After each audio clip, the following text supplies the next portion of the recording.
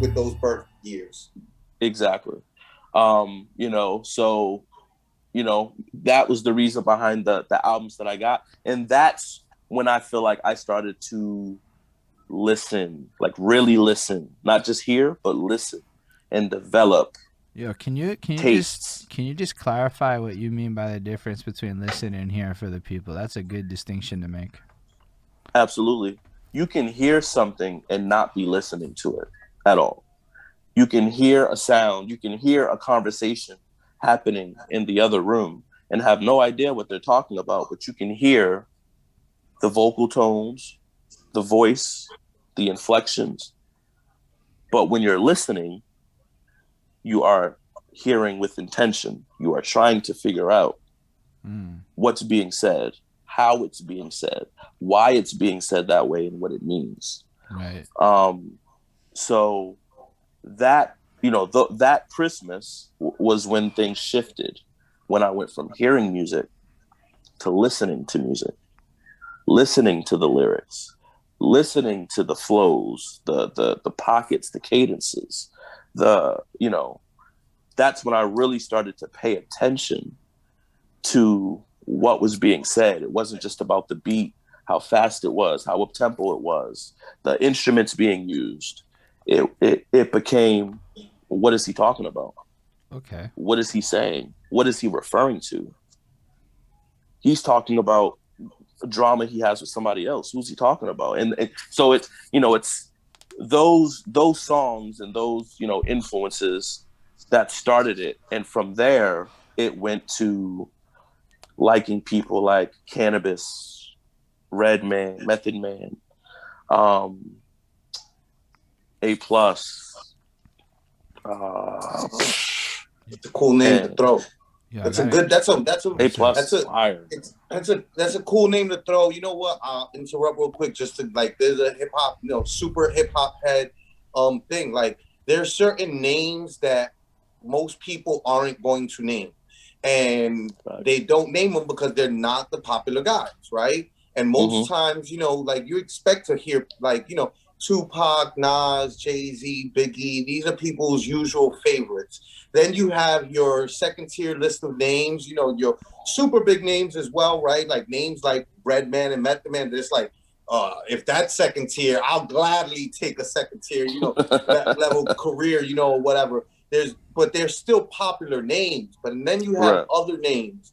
You have these other names that when people name Pharaoh Monch, A Plus, Tragedy, Special Ed, um, uh, uh, um, Chub Rock.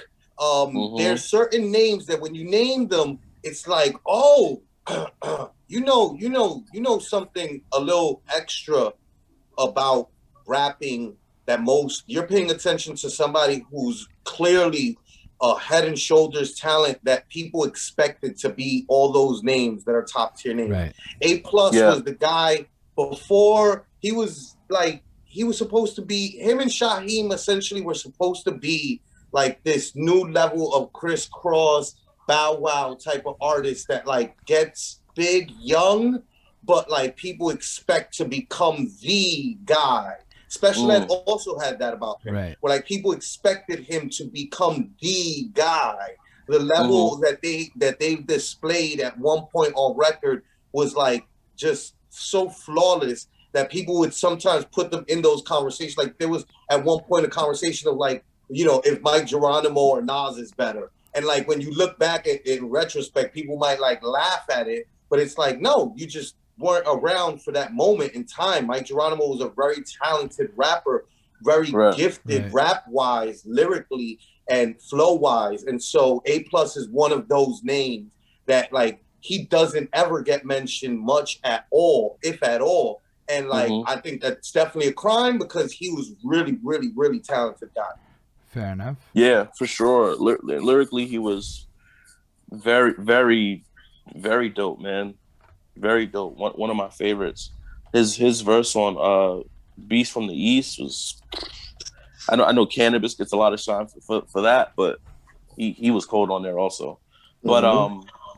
but yeah, that. But those two gifts kind of led me down this rap rabbit hole, right? Where I started to figure out who I liked and what I liked, the preferred tempos of what I liked, the content, the feeling that it would invoke. I think part of the reason why I kind of gravitated a lot to Jay-Z is because he was one of the few people I felt like that was saying things that would make me react. It would make me feel something.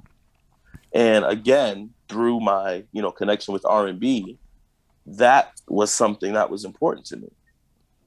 I want to hear something that connects me to the person rapping, whether I relate to it, whether I can empathize, sympathize, say something that makes me, for whatever reason, draw a tie to you. And at that time, for me, Jay-Z was doing that in a heavy way. But